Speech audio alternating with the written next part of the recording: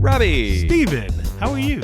A cooler today. Yeah. Well, we gotta be quick on this intro because Rob has to go let someone root around in his mouth for a little bit. We're calling this one a How You Doing episode, like the episodes of old. We're not actually talking about us, though. We're kind of talking about two movies that I saw that Rob has not seen. Yeah. And that is Lilo and Stitch and How to Train Your Dragon. These are the live-action remakes to the animated films that came before, which he also didn't see, except for Lilo and Stitch, which we get to. See, I'm just ruining the whole intro, the whole beginning of the episode for you. Yeah, and then we do talk about the new King of the Hill for a little bit. And the death of Marge Simpson. R.I.P. The definitely real death of Marge Simpson. I'm gonna get permanent. Next to my Brian Griffin R.I.P. tattoo, I'm gonna get a Marge Simpson one. Oh my God, I forgot about that. The death of Brian. I forgot all about that. That was such a big deal when it came. Oh my God, they killed Brian. And then they brought him back? Yeah. I don't even remember how they brought him back. Peter Griffin literally shoots his head off, and it's just like, are we really worried? Well, I'm not. I want to say welcome to episode 310 of the Robert Animation Podcast, and we're calling this one Too Warm, Too Cold. Yes. It's time for me to go get some propane and propane accessories at the dentist. Pain as in hurt. How to train your dentist. Lilo and Stitches. Ooh. Crowns of the Hill. I don't know. Are you getting a crown or are you getting, what are you getting? I think I'm getting my crown. He's been saying that for There you go. Months. Crown of the Hill. There you go. Okay, great. All right. Enjoy the show. Bye. I'm Don Bluth. I'm Harry Partridge. Hi, I'm Tom Moore, teenage superhero. My name's Adam Phillips. This is Robert Valley. And I'm in no way doing a forced plug. No, sorry. I won't say that. And you're listening to...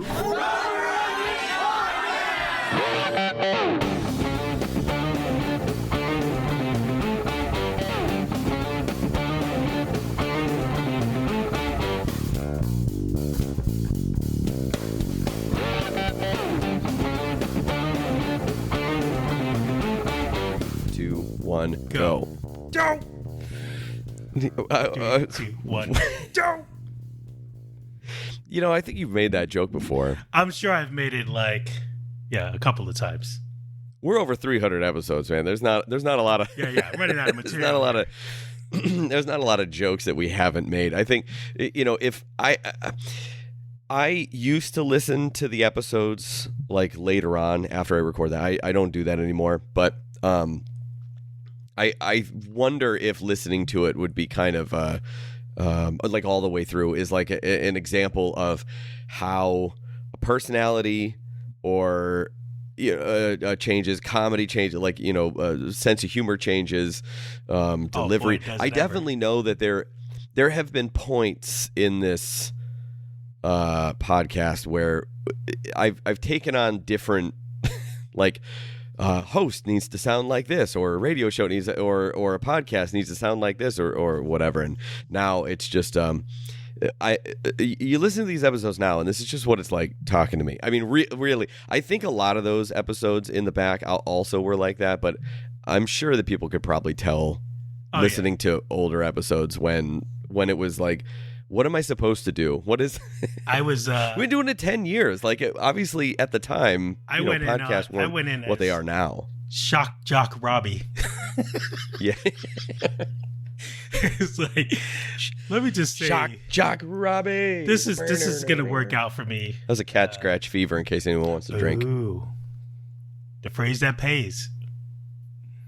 If you say something offensive, that's the phrase that pays. I know what? So you just said you turned off your AC. I turned my AC has something called quiet, where I can turn that on, and it just goes down. It just goes down whisper quiet. So hopefully you can't actually hear it. I have on off, too warm, too cold, and then remove too batteries. Warm, too cold. That sounds like too warm, too cold. Sounds like R&B song by. I was trying to think of, like, is it an album? Is it a song? Is it a group? There's some because it could be a group song called, I'm sure, Too Warm, Too Cold. Well, Too Warm, Too Cold could be, it's like Too Naughty, Too Nice. Yeah. Or some kind of dying relationship that you try to rekindle. Anyway, obviously, so today we're recording this. So we're recording this on Thursday, which is, I mean, they say it's 2 day. They say the heat wave was supposed to end on Tuesday. That was absolutely incorrect. It was like 99 degrees on Wednesday. Also, they said it wasn't going to get over 100 on Tuesday. This is in New York City. They said it was going to be 98, maybe 99. It was 104 at its hottest temperature. It's a good thing I don't go outside on Tuesday. Man, it was it was. I don't do well in the heat. This podcast it was not my favorite time. We're going to change it from the rubber onion to the caramelized onions. Sure. Sauteed onions?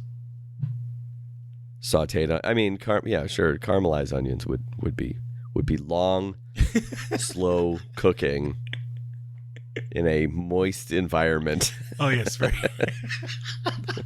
Moist and buttery. So I do have to say, now, we didn't talk about this before, but I saw Lilo and Stitch a few weeks ago, when it came out, opening week. I don't think we've talked about it on the podcast yet. And 2 days ago, so on the hottest day of the year, on Tuesday, the decision was made to go see How to Train Your Dragon, the 2025 live-action remake. Yeah, movie theater, nice and cold. Right? That was my thought. First of all, you have to get there. That's the first one. Second, the theater was not that cold. They don't turn on the AC until the movie starts. Really. Man. Do you know what I mean? So I got in there and it was just getting hotter and hotter and hotter as people were coming in. I was like, oh, this is not going to be good. Finally, they turned the AC on, so I was okay with that. Anyway. So I want to talk about those two movies because I think we'll say this in the opening intro. I could have just said the intro. The opening of the intro, we'll say it. It's a How You Doing episode. We're doing away with the segments again because there's like each one of these. It was like each one of the things that we said. Oh, we could talk about this. We could talk about this. It's like one for each segment, which I know that we've done before, but I just think it's easier just to jump in and out. So with these, the first thing, Lilo and Stitch, the original movie, animated movie, and the How to Train Your Dragon original animated movie. Have you seen both of these? And what is your thought? Have not. Either one of them? No. But we did see 28 I'm surprised about Lilo. I'm surprised about Lilo and Stitch. Well, yeah, we saw that together. I'm surprised about Lilo and Stitch. That came out in 2002. I would have figured you would have seen that one. I think I like the trailers a lot more than the actual, like, it's one of those things where it just kind of missed me. Like, I thought it was... Wait, but you like the trailer, so why didn't you see the movie? Because you can't say you liked it more than the movie because you didn't see the movie. I did see the original Lilo and Stitch. That's what I asked. Oh, okay. No, I thought you meant, did I see the remake? Okay. Yeah, I did see I said the original animated movies, Lilo and Stitch and How to Train Your Dragon. Okay. Did you see? I thought you were like, I'm surprised I didn't go see this one. Yeah, I like Lilo and Stitch. I don't think I have the same kind of, what do you call it? Nostalgia for it as everyone else. You know, but we were a little older. Yeah. But I thought it was a pretty solid movie, very different than Disney's usual kind of princess and prince and lion and whatever animals they did. Hyena. It was a unique story. Yeah. So, but there was nothing about the remake now that kind of made me want to rush to the theaters. Right. Well, how about How to Train Your Dragon? No, How to Train Your Dragon. The animated movie. None of them. Okay, all right. Yeah. I will say How to Train Your... I think I've said this before. How to Train Your Dragon. I really liked it. It's during that era where I just thought DreamWorks had just... I like long titles. I have an affinity for them. I watch. There's a lot of horror movies that have really long titles for some reason, and I like them. The titles, that is, not always the movie. How to Train Your Dragon a long title? Is that a joke? No. I mean, it's 5 words, man. It's a long title. I mean, but I'm thinking of Don't Be a Menace to South Central while drinking your juice in the hood. Okay, fine. I mean, but like when you say like Doctor Strangelove, yeah, right? You just think Doctor Strangelove, right? You don't think Doctor Strangelove or How I Learned to Stop Worrying and Love the Bomb. I suppose so. I mean, they could have named it Dragon Trainer. Sure. My point is, Kung Fu Panda, not a great. It is exactly what it is, but it's just not a very good name, I think, for a movie. I mean, it is now because people know what it is, but I just thought like it. I don't know.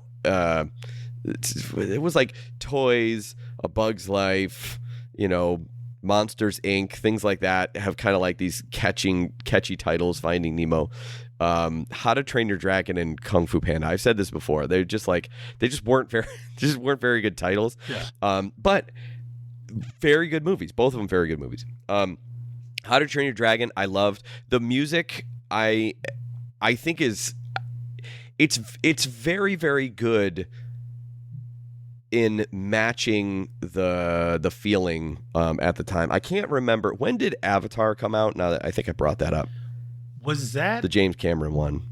2000 and let's see. It's funny, we were just talking about Avatar. Another movie I haven't seen. Okay. 2009. I went on the top and I wrote Google. It's a Google. Great. My point is, because I very clearly remember watching How to Train Your Dragon in the theater, and this is the animated movie that came out in 2010. And I had to look this up because I wanted to make sure it wasn't like the second movie or whatever. I watched How to Train Your Dragon, the animated movie, after I had seen Avatar a few months earlier. And I just thought it blew Avatar out of the water in terms of its flying sequence. Yeah. All the flying scenes. I just wasn't very wowed by Avatar's flying sequences. They just didn't, it wasn't as exciting as I thought. Everyone was talking about it, how, it makes you really feel like you're like riding on the back of this alien dragon thing. I was like, oh, that's cool. And I remember seeing it, go, oh yeah, that's cool. But it's kind of like my feeling when what was the Justice League movie? They had not Doomsday, but whatever the other guy is. Anyway, it was a totally different villain. I don't know DC. Anyway, yeah. They had, and I remember watching it right in the apartment. I think we talked about this actually probably on the podcast, because we talked about everything on the podcast, especially during the era where we were rooming together. But that villain was a fully CG villain, and then like a few months later, Thanos hits the screen, yeah. And I was like, "Oh, you guys never had a chance! Like this is like the best looking CG character I've ever seen," and that's kind of the way I felt about the flying. Well, yeah, I think Avatar was How to Train Your Dragon. It was so exciting. It seemed more of the gimmick was to see it on a giant IMAX screen. And if you see it otherwise, it's just not that great. Which I did. Yeah. I saw them both on the big screen. I think I saw them both in 3D, actually. I'm pretty sure. But in any case, my quick review of How to Train Your Dragon, this 2025 movie, it's great. It's, if you like the first movie, you're gonna love this movie. All the dragons look awesome. The animation of the dragons are all great. All the characterization that you love from Toothless, it's all there. The flying scenes are excellent. I got a little worried on the first flying scene This is for people who've seen the movie. I got a little worried about the first flying scene because I just thought, oh no, you're kind of overdoing the shaky cam thing, and I can't really. It's like kind of taken away from the moment a little bit, from the excitement a little bit. But then the further the further you get in the movie, the more steady the flying scenes become because he's more competent in flying with Toothless. So I thought that worked really well for the live action. I just thought there are some things that you can do really, really well in animation that don't necessarily always translate to live action. And the one thing that I realized was I really give a pass to the kids in the animated movie, and in this one it really felt like, I kind of thought that they were aiming for more of the young teen age as opposed to like, I don't know what range tweens are, but I get like the in between. Middle school, but like, sure. But that's kind of where it felt kind of like I'm just thinking about like my nieces and nephews and like which one this was aimed for, and I do feel like it was probably closer to like the end of single digits, right as you get to double digits, in that kind of space. And there were a ton of kids that were there talking through the whole movie and like climbing over each other. But it is a loud movie, so it didn't really bother me all that much. But the point is, the other kids that are in the movie, they play. It looks like I'm looking at it looks like I'm watching them in a play, right? They're really, really overemphasizing and. But it's clearly on purpose, and it's clearly like that's the way it is for kids. And so I kind of made this relation that was like, this movie is aimed at kids kind of the way that like the first Harry Potter was. And I think I was thinking it was going to be like more aimed at like the last Harry Potter. You know what I mean? Yeah. Larry Potter. That's the budget. Harry Potter played by the Larry the Cable Guy. Yeah, that's Harry's like attorney uncle or something. Larry Potter. His CPA.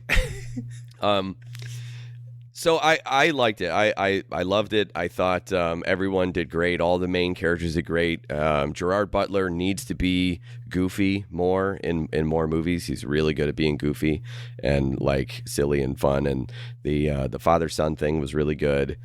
There's a couple extended scenes. There's a scene where where they're sitting down and they're talking to each other, which I know that you don't know, but people who are listening might. They're sitting down and they're talking to each other like, oh, we finally have something to talk about. And they just kind of like stare at each other, which in the animated movies is great. In this one, there was a couple more moments. There's a couple more beats in there that I thought really played very strongly to having actors on set who can play off one another. It's one of those things that like, obviously live action has its benefits, and actors being on set and acting across from one another. It is a different dynamic than animating. We can recreate stuff, but oftentimes you have to film some reference to get some of that spontaneity. And I just thought they played really well. And the last dragon, oh boy, you can see the size of that dragon. They did it so well. It almost felt bigger than the animated movie. Like that last dragon is a gigantic, like monstrous, like size of a mountain kind of thing. It's in the trailer, but I'm telling you, see it. If you see it on IMAX, you're not going to notice when they make the screen bigger, because for most of the movie, it's this, kind of normal widescreen. But when it becomes important, they go, ooh, oh, really? And they make that screen in the beginning. Nope, they go, ooh, and they make that taller during a whole like action scene and everything, and you're not really going to notice it. But oh boy, does it really add to the size and scale of this thing. I loved it. I thought it was great. So you could definitely, if this was released without any of the history of the animated movies, 100% I would go watch it. It would just hold up on its own. Yes. Oh, nice. Yeah, I think this. I haven't watched any of the movies, the animated ones, and looking at the trailer, I was like, oh, this looks like something that can be its own thing. Like, because there's a lot of times, totally, like the next movie you're going to talk about, where it just feels like, we're just like it makes sense for something like this to be a movie. Not that the other one isn't, but whatever. I was just gonna say it's such a hard thing because listen, we are a bit older, but talking about things, you say like the animated movie and then the movie. That's kind of what it used to be. It used to be like I got to go see an anime, but this kind of gets to my thing that like people. The default is live action movies because I think that there are people who just don't like animated movies. They just don't want to watch an animated movie. Like it's an automatic ding against it. But I just have never met anyone who just won't watch a live action movie. That's the way I'm always trying to explain to people why we're in the position that we're in for animation. It's just not an equal ground. It's not really seen in that way here. And in this case it is. It's there's the live action and there's the animated. And yes, the live action obviously has a lot of animated characters, including one of the main characters is an animated character. But I think that we have talked about this enough. The hybrid live action film or the photorealistic CG animated films. There's ways to talk about them. This one is it's a visual effects heavy film about a Viking and dragons, right? I mean, that's if this were just to come out, it would, like you said, it would be on its own. And I thought the setting was very good. The everyone in it was very good. They added more things into the Viking stuff, which I just felt like, I totally understand why you're doing it.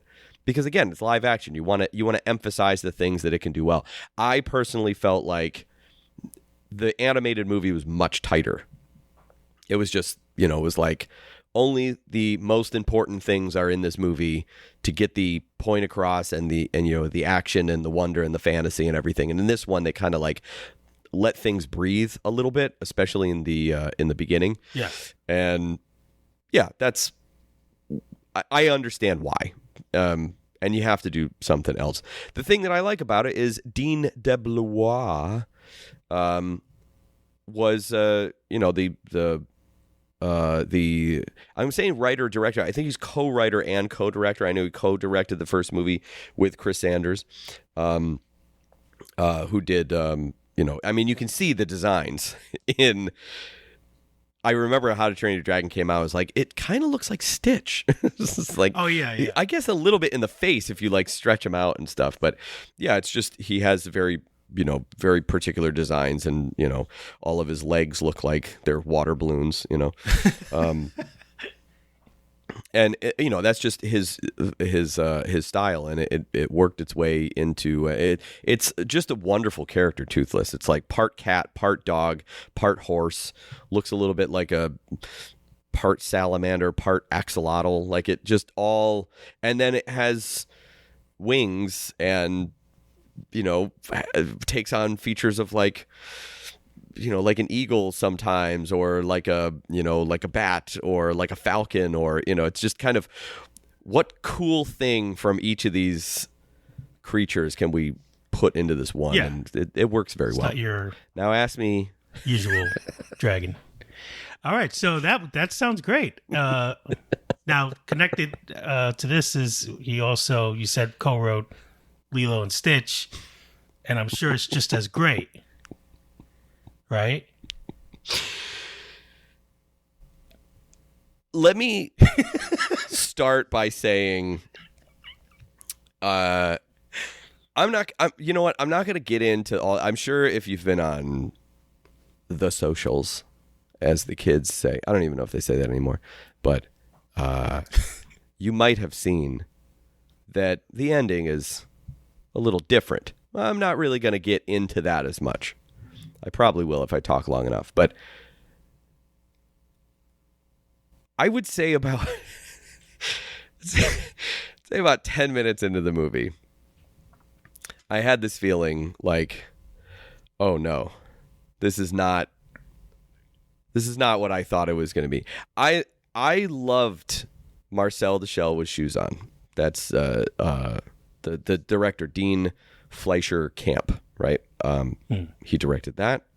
So I was pretty excited about this one. I thought Lilo and Stitch was one of my favorite animated movies of that, of that era. It was kind of like the last like really great one for me. I loved the direction that they were going in. I was like, oh yeah, do more of that. That's wonderful. I love this like sci-fi creature, say boy and his dog, but it's, girl and her alien, but that type of story. I was like, this is wonderful. Like go in these unique kind of different directions. It felt like they were kind of moving into the space that Pixar was occupying for so long, these original stories and things that weren't, again, focused on that kind of fantasy, the fairy tale fantasy, but going more into this other thing. And I was like, oh, this is excellent. Do that.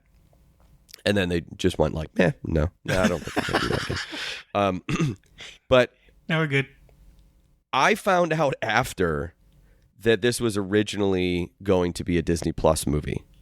That's my review. That makes all the sense in the world. Was it because of the pandemic, or it was just, I guess, one of those things where it's just I guess so. Because sometimes they'll do that just to test the waters, because you don't want to like fully release something in theaters knowing if people are going to go or not. And that's probably maybe a result of like a lot of their live action stuff not doing as well. Maybe it was. I don't think it was specifically the pandemic. I think it was a result of the effects of the lockdown era of the pandemic, and people and then having more access to stuff at home, them wanting to push more things on Disney Plus because they were trying to get that going. It's the streaming. I think it was just a decision, post that era, but I don't think it was directly because like, oh, people can't go to the theater. I think it was just people aren't going to the theater as much, and we want to make people want to watch and get Disney Plus and yada yada. I don't know when the decision was made to put it in theaters. Here's another thing I'll say. Chris Sanders is doing the voice of Stitch again, character that he designed, character that he voiced, movie that again he co-directed with Dean DeBlois. It's really the summer of Chris and Dean. It's like they got two movies that were animated coming out, but I would say it's more the summer of Dean because he got to direct his live action remake. But yeah, Chris Sanders comes back to do the voice of Stitch. So all the fun little vocalizations that he does, still very cute. For some reason, they did more gross out stuff with him. I don't really understand what the need is when you take a cartoon and put the CG covering on them to make a fart joke. But for some reason, that's always what happens. I don't understand. I really don't get it. But hey, we get a turtle fart in the Teenage Mutant Ninja Turtles movies, like minutes into the movie, and this one it was like 10 minutes into the movie. It was like, oh, we get a Stitch fart. Stitch dragging his butt across the foot. It's just did the dragon? I just didn't understand. How you dragon in fart? Did Toothless not fart? No. Oh man, no. I'm definitely not seeing it now. Fartless. It's completely fartless. That's good.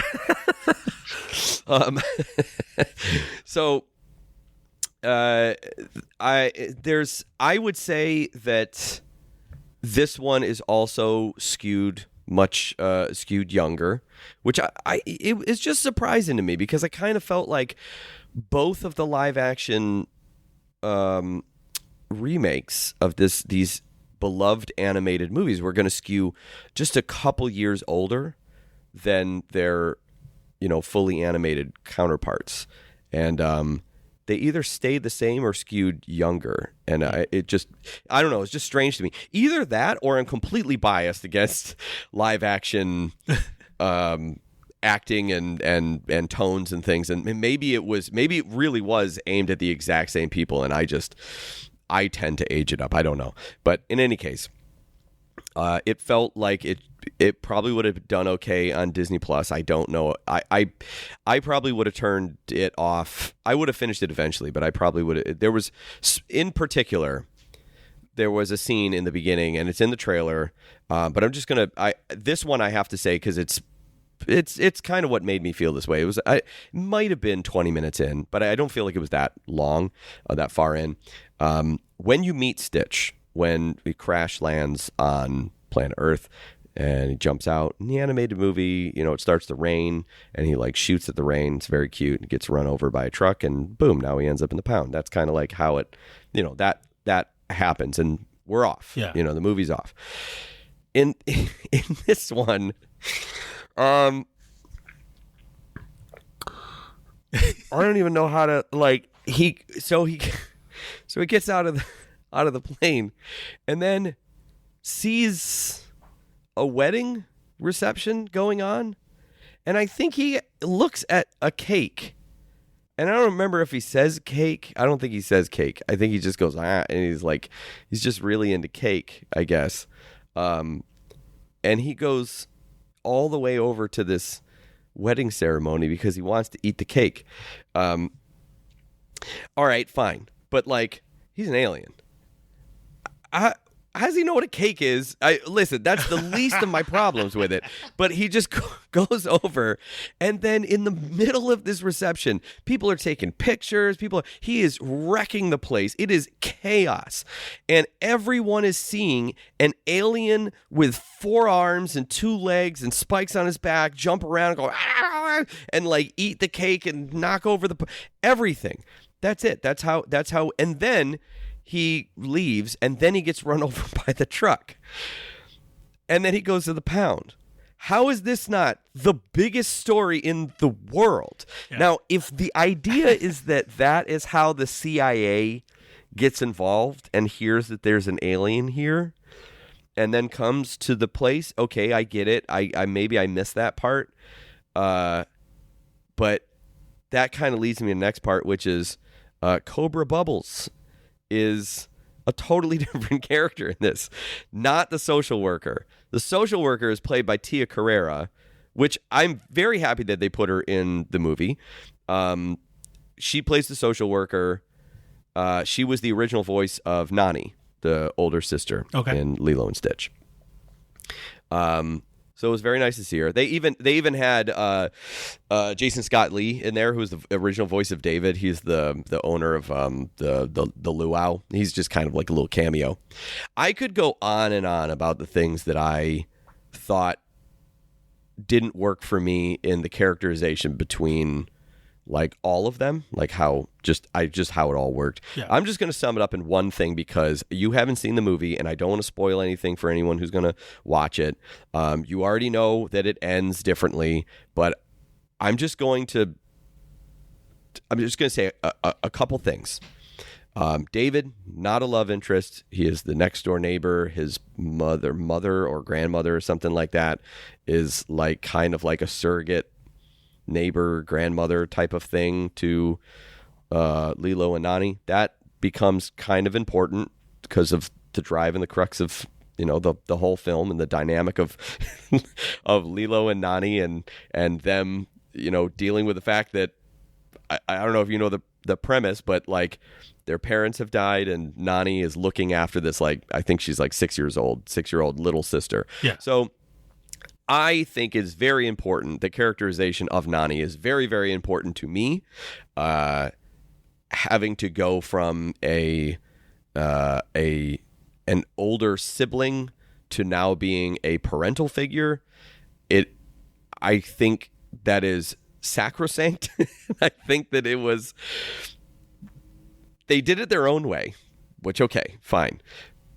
But I'm just going to sum it up in one last thing, then we can move on. There is a scene from the original, which is it's great. It's classic. Lilo and Stitch cause havoc and chaos at the luau at a hotel that Nani works at. Mm-hmm. Right? She gets fired because of it. Now, when they go home in the original animated movie, it's very somber. They're walking up Nani has to figure out like, oh my God, I need a job. I need to and she's but then Lilo's very sad and she's like, did we get you fired? And Nani goes, no, the owner was a vampire. He wanted me to join his army of the undead. And Lilo's like, I knew it. And the weight of that was just lifted off of Lilo's shoulders. It's a very short scene, but it's a very sweet scene because it shows that is what Nani's doing. Nani is protecting her from that kind of real world. That's something that she's taking on herself. There's another scene. Just giving you one thing. Just one thing. There's another scene where Lilo says, I like you better as a sister than a mom. In the animated version, she goes, oh, really? Because Nani is remembering, I think this is the way I read it, Nani's remembering being a sister and like, I like that too. And, but then she's like, but, you're doing all right. And she's like, oh, that, it's a nice moment, like, between the two of them. Yeah. In this movie, Lilo asks, did we get you fired? And Nani says, yes. I hope you feel bad. And when she says, I like you better as a sister than a mom, Nani goes, oh, she's like, oh, I'm doing a bad job as a mom. It's like, that's not the point. To me, that's not the point of either one of those scenes. And it would be fine for me if you just did a different thing. It really is. And I will fully admit it is because I saw the animated movie. It meant a lot to me. I thought it was very, very good in the characterization of these characters and the family dynamic and how it shifted and the chosen family that they get at the end, or the community, the communal family. This movie just felt like you're trying to do something different. You're trying to do your own thing, which I totally understand why you would want to do that. But just for me, it has to be either an improvement or at least not completely. To me, I felt like they did Nani such a disservice because her character was just like, I don't know. It was just like, wow, you were so. Did it come across more like Problem Child, the movie? The Problem Child movies where they're trying to put heart into it, but it was just this kid just being awful. And so Lilo's very cute, and the girl who plays Lilo, the thing I couldn't get over was that the girl who plays Lilo and the guy who plays Hiccup in How to Train Your Dragon, both of them look and act almost exactly like their animated counterparts, which I found kind of fascinating. I will say Jay Baruchel has more of a sarcastic-y kind of delivery than this Hiccup. There was a moment in How to Train Your Dragon where he is like kind of sarcastically coming after this kind of, I guess, like uncle figure kind of guy. I don't know how to describe him, but where he's like, if you do that, if you don't let me do this, there will be consequences. There will be and the guy's like, yeah. He's like, yeah, there will be. I will. It's like, yeah. And then he, chest bumps him, and it's all over. And there's like, yeah, get back to work or whatever. In the animated movie, it was very clear that was like a sarcastic kind of thing. And he was like, I'm sticking up for myself, but I'm not really believing it. And that I don't. And this is very playful dialogue. And then in the live action movie, it just kind of felt like, are you actually threatening him? Because it's just not reading as sarcasm. It's just, little moments like that I was just like, it didn't really work all. You can't do it like in the vocal booth, in the voice acting booth, where you're just like, do it again now with this kind of, I don't know. It just didn't get what he wanted, I guess. I don't know. But yeah, the acting, it's all good. Everyone was good. Everyone was good in the movies and things that they did. I was personally convinced that Zach Galifianakis just does not have a voice for animation. His voice just doesn't work for animation for me. I like him as the weird fish odor brother in Bob's Burgers.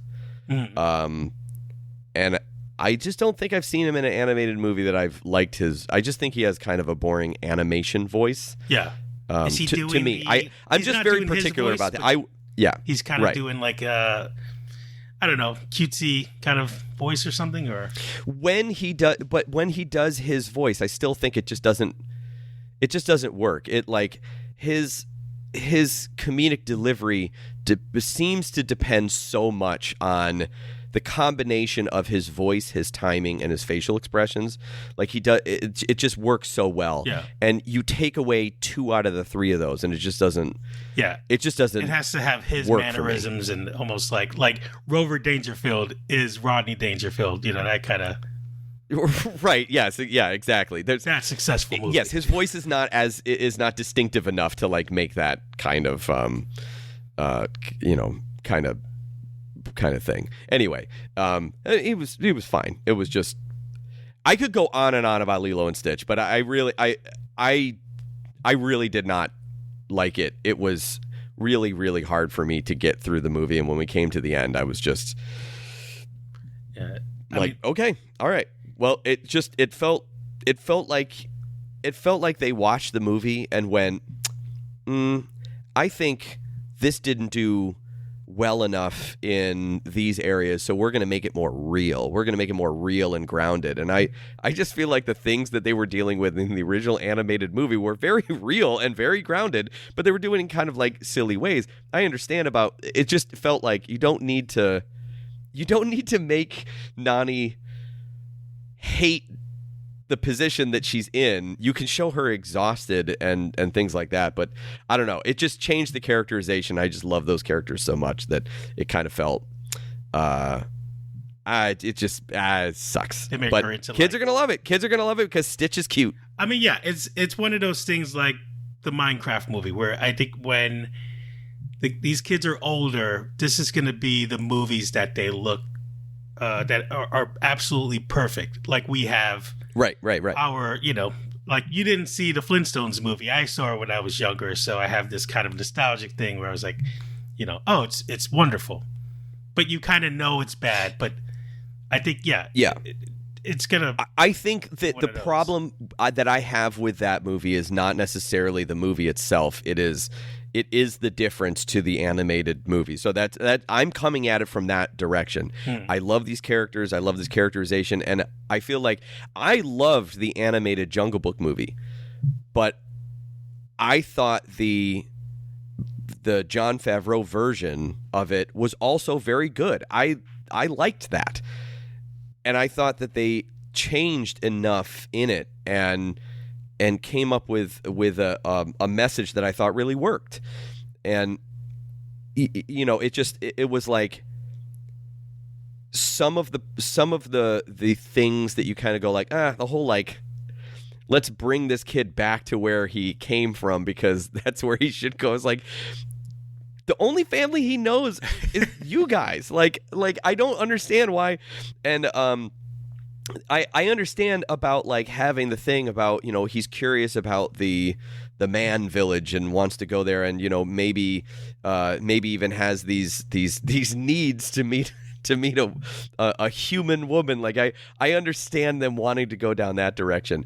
But it just felt like, but he should be able to like come back to the jungle and like see his family, So it was just stuff like that I thought like really worked.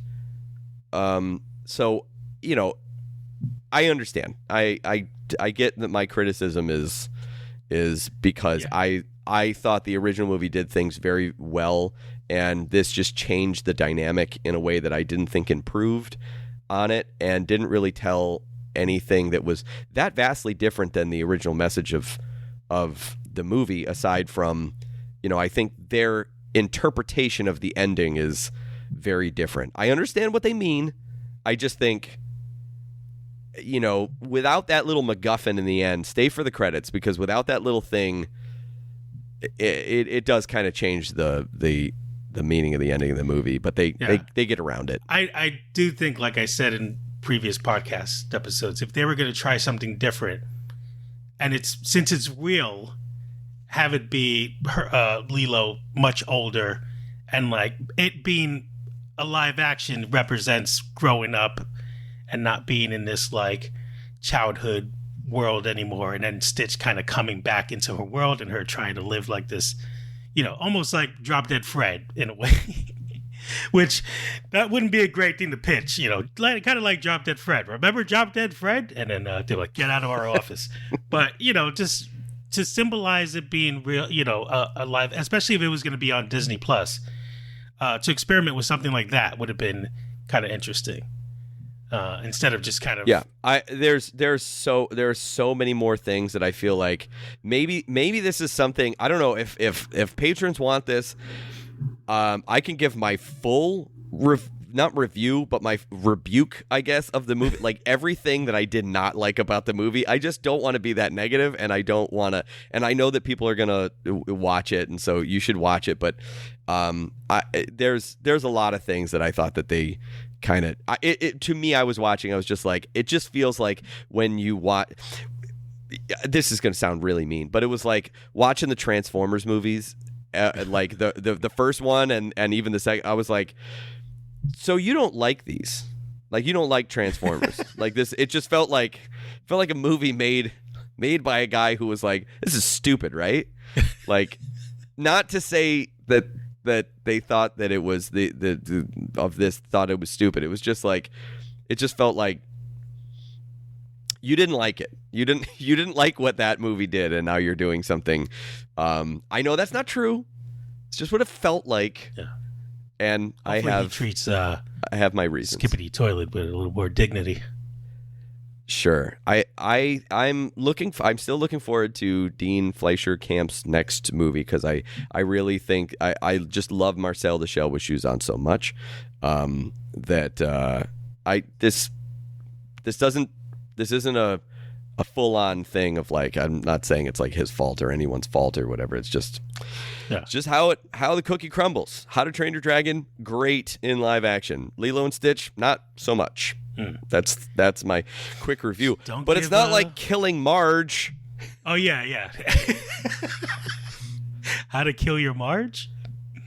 No. So I didn't see it. What you saw it though? Yeah, this isn't the first controversy of a Simpson with a wife who's passed.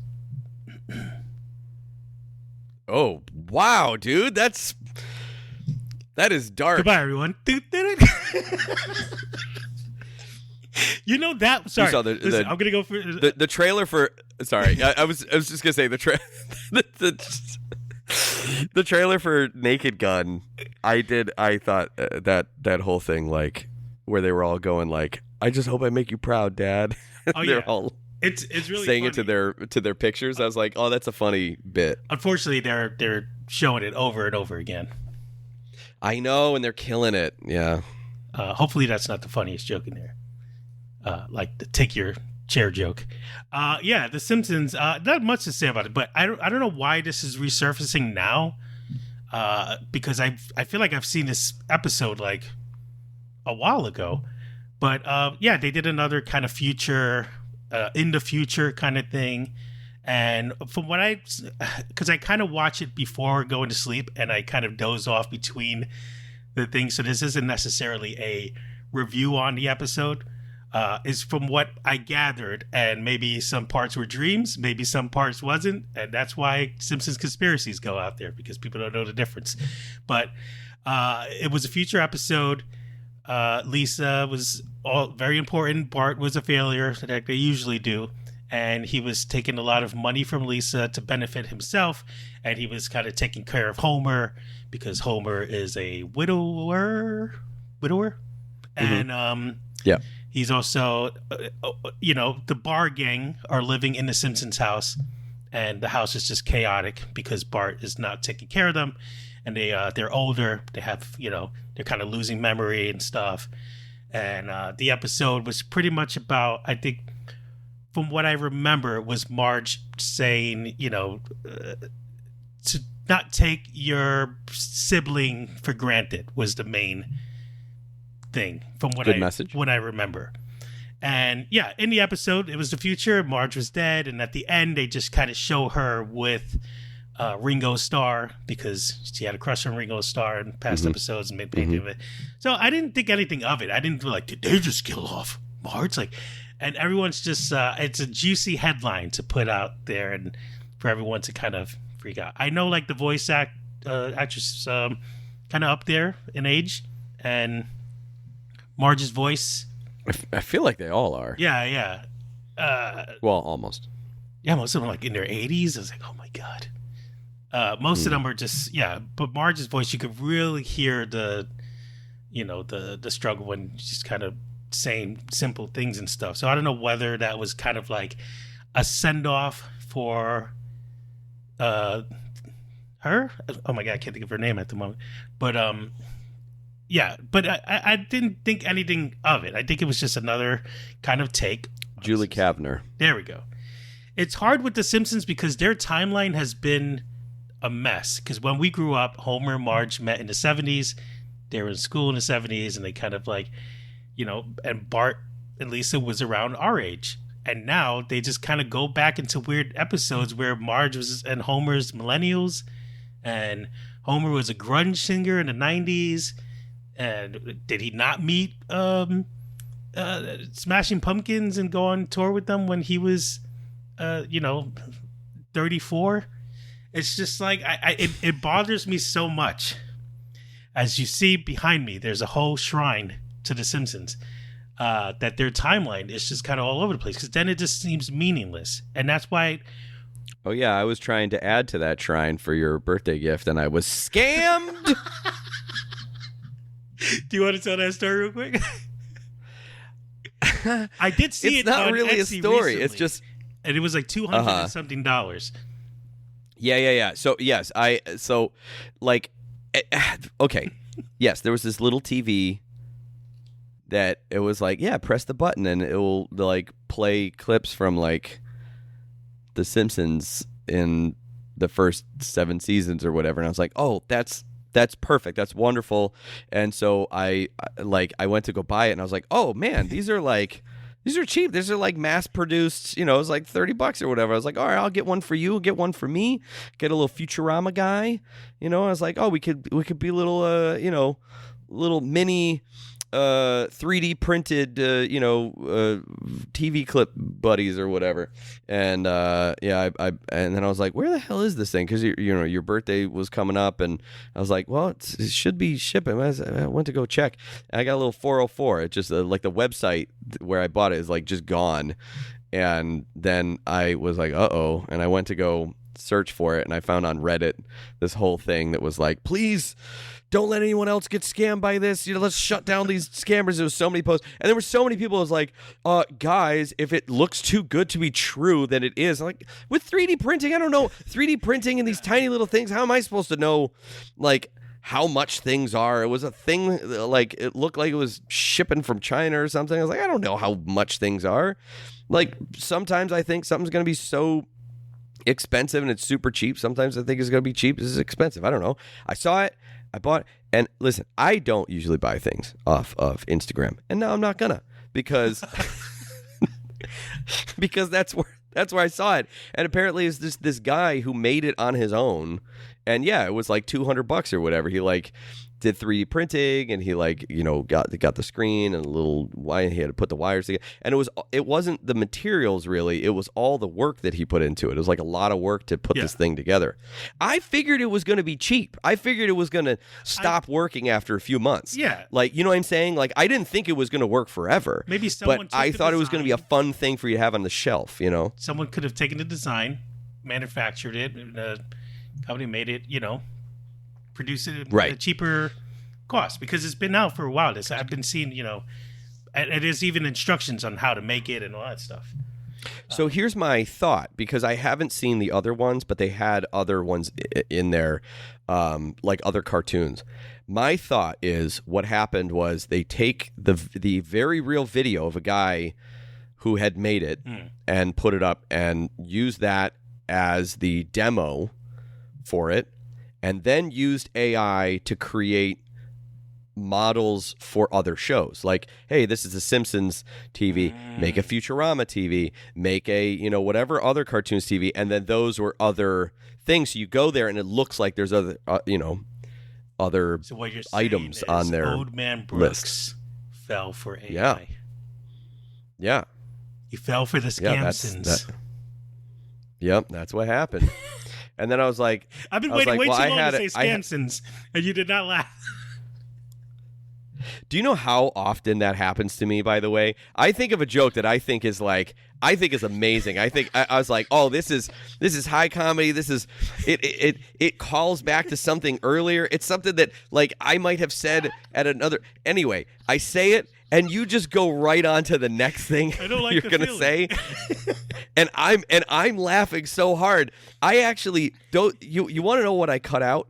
Sometimes that's what I cut out. I cut out a joke that I make that you did not laugh, and I'm laughing at it. I was like, that sounds sad to me. And it just makes me feel bad. So I just cut that whole thing out. I mean, you could just take one of my other laughters. There are some times where I leave it in, and then I have texted you before, and I was like, can't believe you did. And you're like, oh, I didn't even hear it. I'm like, bullshit.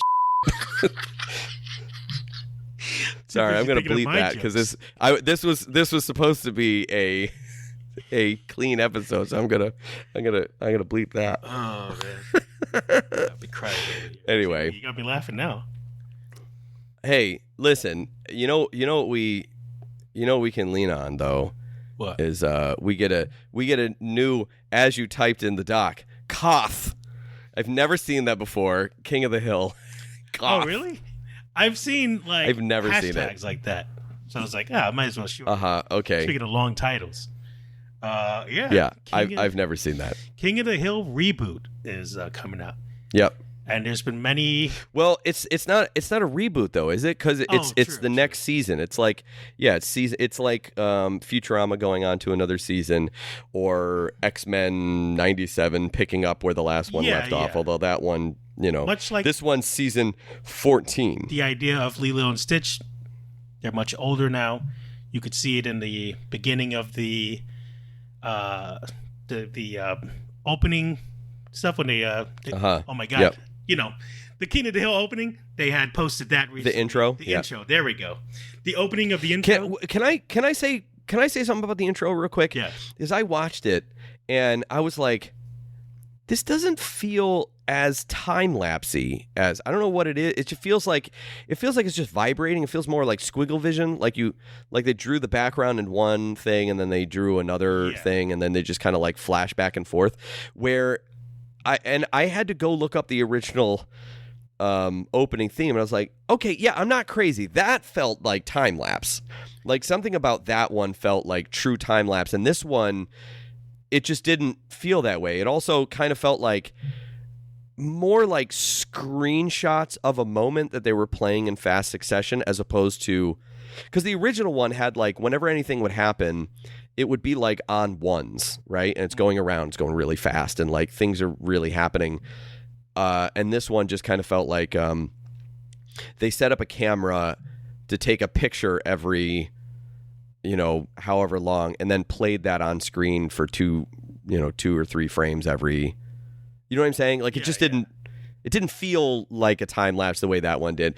I saw that and I was like, this is a very minor thing. Oh, that's kind of a fun little animator thing that I noticed. And then I go to the comments and I'm like, oh no. People are outraged. Oh no. I'm one of those. I mean, that's understandable, your complaint, because you see the grass and it's just like a leaf going back. It's not really a complaint. It was just something I noticed. Yeah. I just realized like, that is probably pretty hard to do. In animation to make something look time-lapse. We did it on our Cartoon President once, and it's tricky. I can see, there's a lot of complaints. Other than there's been just kind of a lot of bad luck around, bad aura about this. Oof. I know. People dying and like just all kinds of just things that that's been surfacing. And then on top of that, now everyone's just like, the animation quality sucks.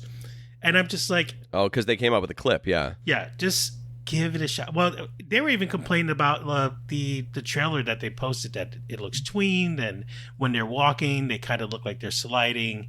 And you know, I just feel like King of the Hill is one of those things where it's just the story is very important. And you know, if they want to kind of, you know, make things a little easier, I think the thing with Mike Judge's work is, I mean, I did a parody with Tom Anderson the other day. The fun thing is kind of doing, when you're doing their lip sync, their whole head is moving, so you could just tell each mouth shape is a new head.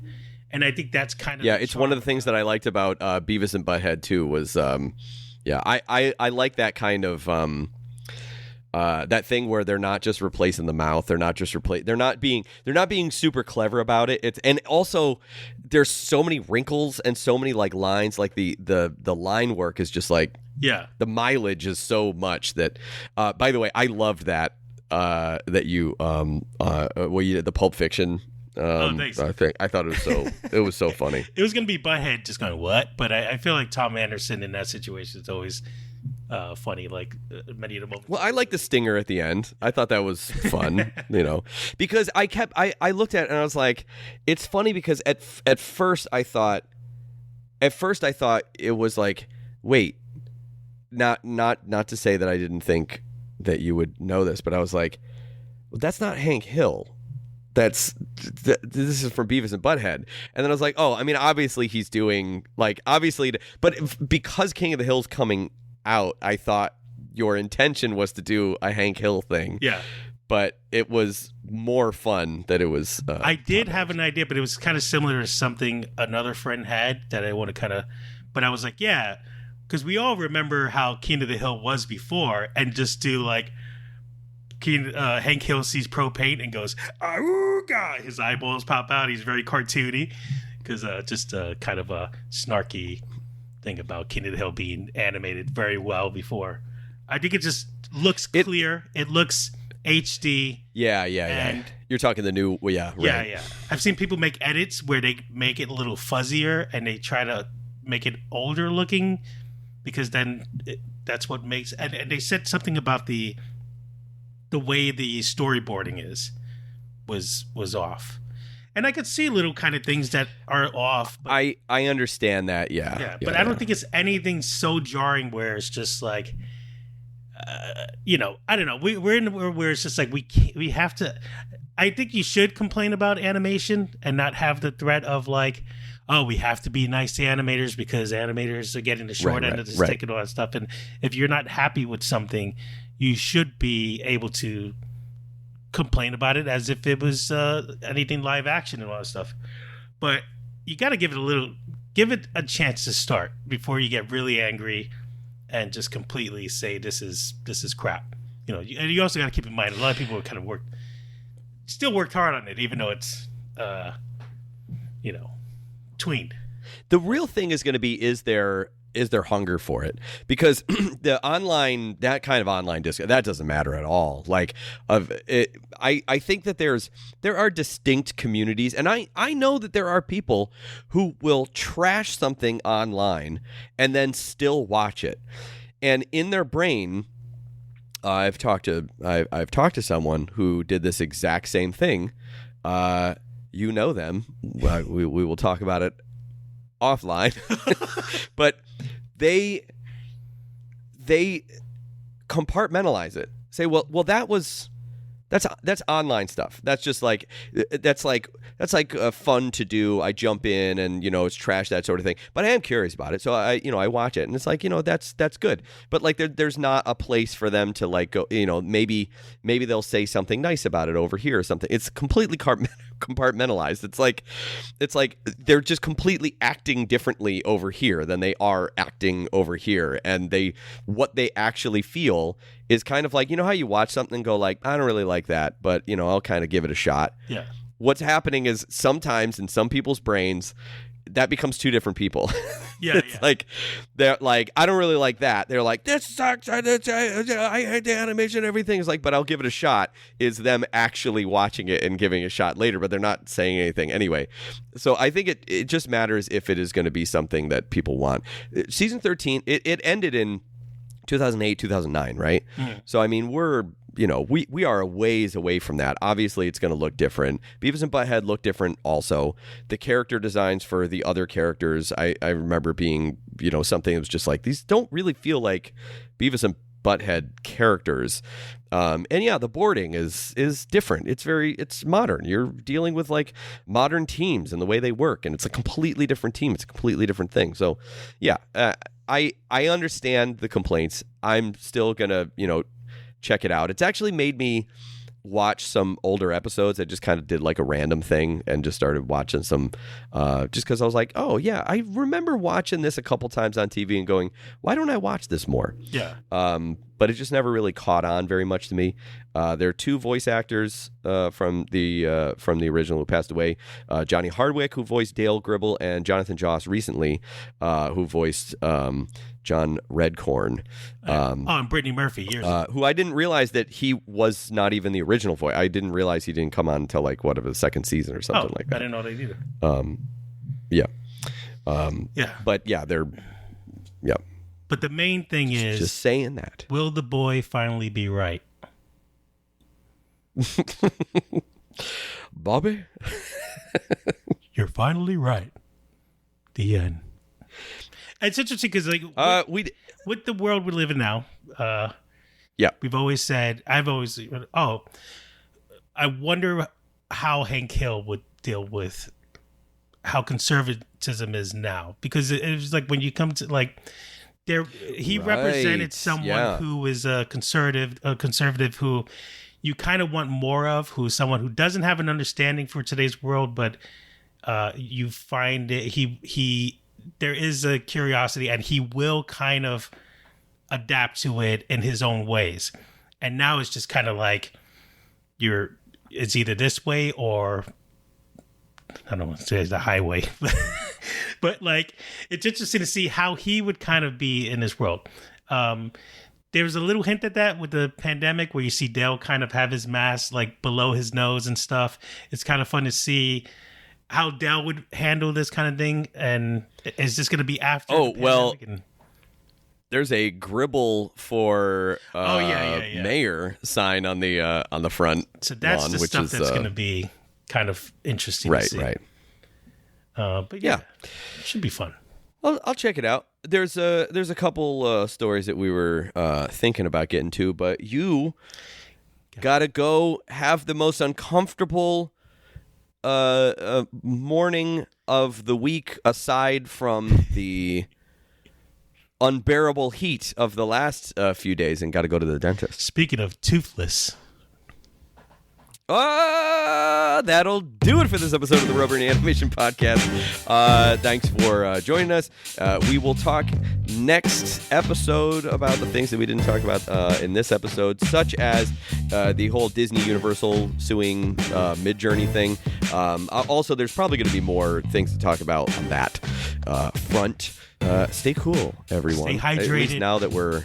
Trust me on the sunscreen. Too warm, what was it? Oh, too cold, too hot? Anyway. Our brains are melting at the moment. And and the internet's going out, so that's a perfect time for us to leave. Okay, thanks for joining us, everyone. That's Rob Yulfo, YULFO. You can follow him everywhere, and you can follow me at Rubber Onion. See, I'm doing it for you because you got to go. Thank you. You got to get out of here. Okay, goodbye. See you.